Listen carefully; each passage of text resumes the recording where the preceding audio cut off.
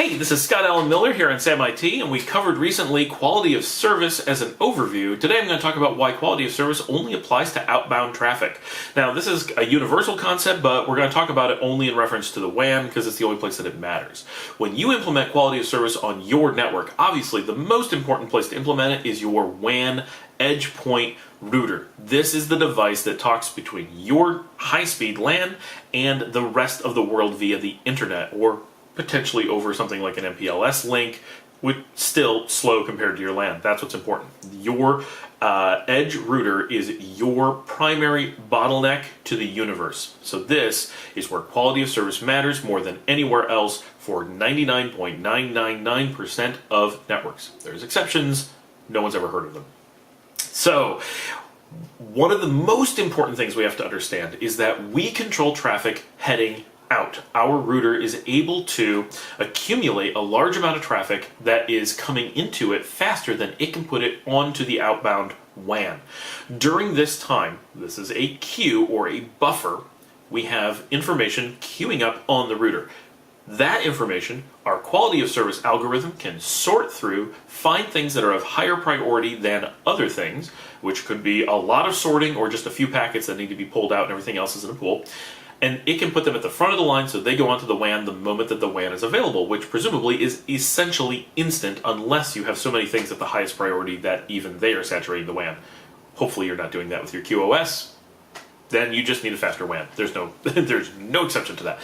But because it is that queue from fast to slow that makes it possible to get that data out onto the WAN with priority, and other things will wait for it. So the example we always use is things like voice calls.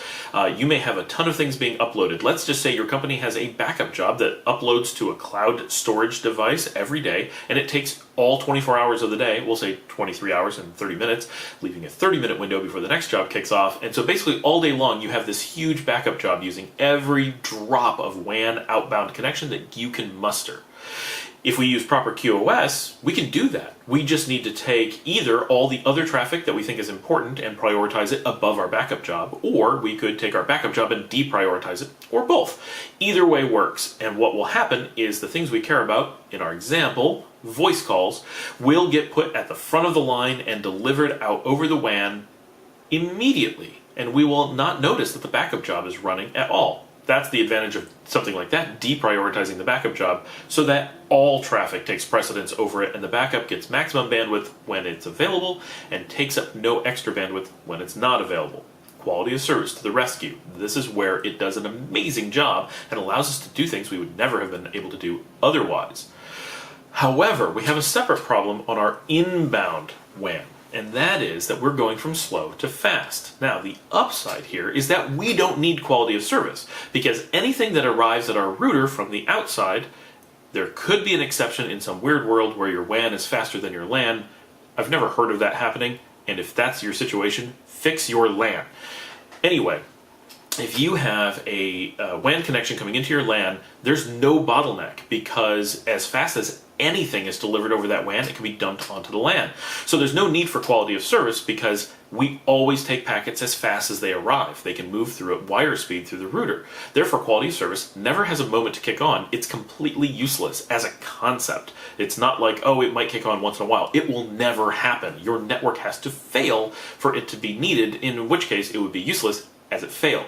So we don't have inbound quality of service. Unfortunately, the only place that you can put quality of service for inbound traffic is at the router of your internet host, and they don't provide that except in some really lucky situation, and it would be incredibly complex for them to do so, and it still is, there's a lot of bottlenecks that happen before them, so it may not even be useful. But bottom line is, when you have a WAN bottleneck, you control outbound quality of service. There is no control of inbound quality of service. It's not something that can conceptually happen. By the time the packets have gotten to you, they're already there. The time for quality of service has passed before you have control of that data. So there's nothing you can do to fix inbound quality of service. You can improve the quality by making your inbound connection faster and thereby alleviating pressure on the network, on the WAN link, simply by getting other traffic out of the way faster and having more opportunity for the things you want to come in. But quality of service techniques will have no effect. They never can kick on because there's never a queue to sort through. I hope that helps explain why quality of service is an outbound only technology. Remember to like, subscribe, and ask your questions below. And if you want to sponsor us here, you can do so on Patreon.